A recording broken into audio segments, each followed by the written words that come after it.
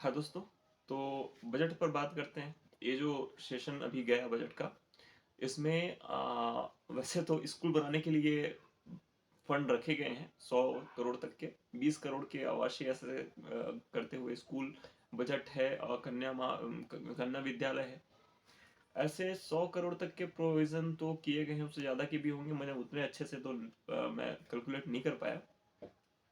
But जब budget बनाया जाता है ना, तो उसमें एक एम्प्लॉयमेंट के को रेस करने के लिए भी प्रावधान होता है। तो नौकरियों के लिए कोई बात नहीं की गई है। लेकिन कल मैंने एक वीडियो शेयर किया हुआ था, अगर आपने नहीं देखा होगा तो देख लीजिए कि बजट बनाया गया जब भी कोई बजट बनाया जाता है, तो एक अनएम्प्लॉयड पर्सन के लिए भी कुछ रखा जाता है कि इतने नौकरी अगर अपन दे दें तो सरकार पे कितना भार पड़ेगा। ठीक है, तो इसके लिए भी प्रोविजन होता है। बट ये प्रावधान, ये प्रोविजन इस बजट में किया गया है कि नहीं किया गया है, उस परिप्रेक्ष्य में अभी कुछ बोला नहीं जा सकता। क्यों नहीं बोला जा सकता? क्योंकि देखिए, सारा बजट डिटेल जो बजट बजट होता है वो अलग होता है। आपको जो बेसिक समस्याएं होती है आम जन की, वो बताने की कोशिश की जाती है।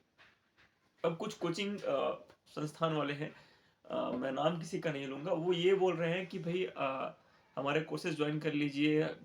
शिक्षक का जो पोस्ट है, असिस्टेंट प्रोफेसर का जो पोस्ट है, वट जितनी भी वैकेंसीज हैं वो सारी आएंगी।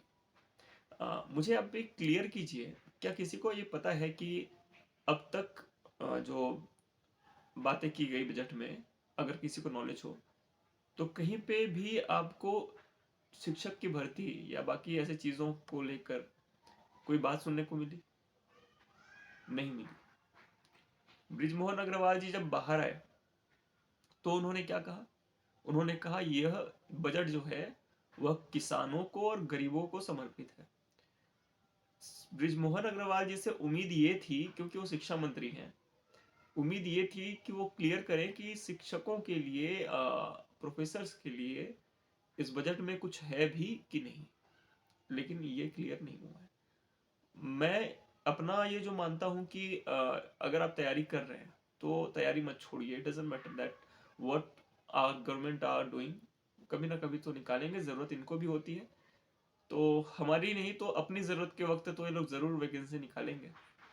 और मुझे उतनी उम्मीद नहीं रहती basically. Maybe I am biased और maybe I am not, because of situation, due to situation and this scenario what is going on. The current scenario is, जब लोकसभा चुनाव आ रहे हैं तो यूपी जैसा एक राज्य है जिसने 5-6 सालों तक अभी वैकेंसी निकाली नहीं थी, लोकसभा का चुनाव आ गया तो वहां पे बहुत सारी वैकेंसीज निकल रही है। अनफॉर्चुनेटली हमारे देश का ये ऐसा ही हाल है कि लोग, जो राजनेता है वो अपने हिसाब से अपना ट्रम्प कार्ड बना के रखे हुए हैं इन नौकरियों को। ये हमारी समस्या है या हमारी दुर्बलता कि हम इसमें कुछ नहीं कर सकते। मैं बस इतना कहूंगा कि आप अगर तैयारी कर रहे हैं तो छोड़िए मत।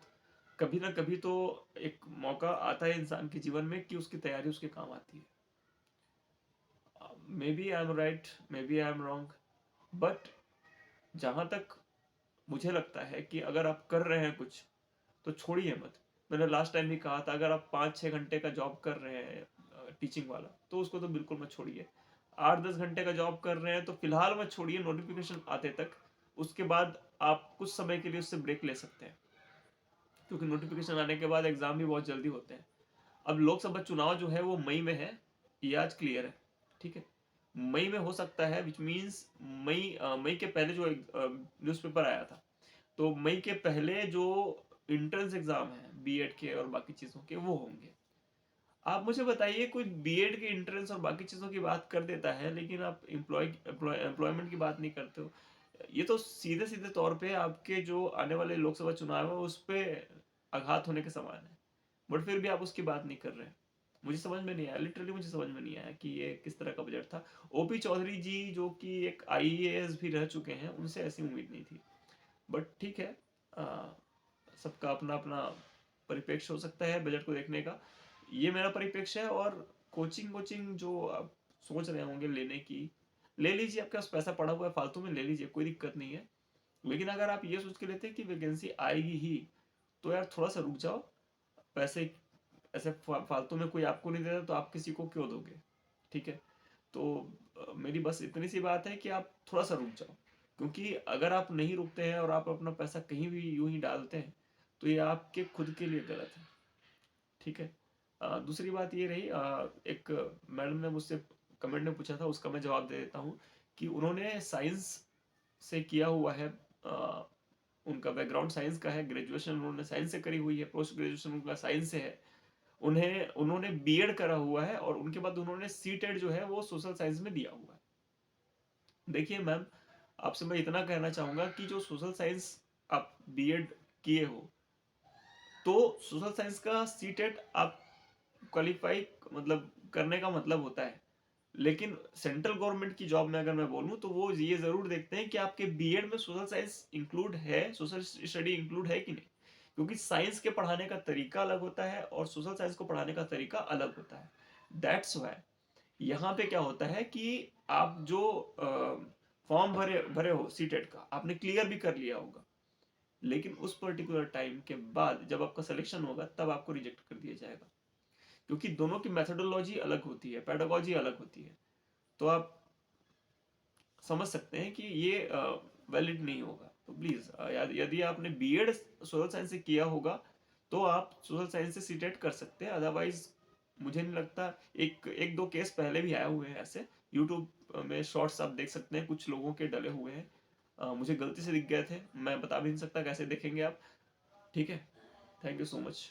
Have a good day. आशा रखिए, उम्मीद रखिए, लेकिन आ, बहुत ज़्यादा जो होता है ना कि अपने आप को सर्वस्व दे देना, झोंक देना, वैसा मत कीजिए। नौकरियां देखते रहिए। डीएवी का मैंने बताया ही था कि निकला हुआ है, तो डीएवी प्राइवेट स्कूल ऑर्गेनाइजेशन है, उसको सरकार से ज़्यादा कोई मतलब नहीं है। तो वो तो निकालेगी वैकेंसी, वहाँ पे ट्राई कीजिए बिल्कुल। ठीक है। डीएवी के हिंदी मीडियम स्कूल्स भी हैं। ओके। तो यहाँ तक बात मैं खत्म करना चाहूंगा। एक चीज मैं बोलूंगा कि लोग देखते बहुत है हमारा चैनल लेकिन सब्सक्राइब नहीं करते हैं। ये बात मैं अंतिम में ही बोलता हूँ, मुझे बीच में याद नहीं आता, ना ही मैं यूट्यूबर हूँ। ज्यादा लोग देखते हैं, मुझे मोटिवेशन तो मिलता है, लेकिन सब्सक्राइब बहुत कम होते हैं। थैंक यू सो मच अगर आप मुझे देख रहे हैं। थैंक यू सो मच अगर आप मेरे विचारों को सुन रहे हैं। अगर सहमत हैं तो धन्यवाद, और अगर नहीं है तो मैं बिल्कुल आपके लिए समर्पित हूँ सुनने के लिए। आप मुझे कमेंट्स के माध्यम से अपनी बात रख सकते हैं। धन्यवाद। इसी बात के साथ अंत करता हूँ।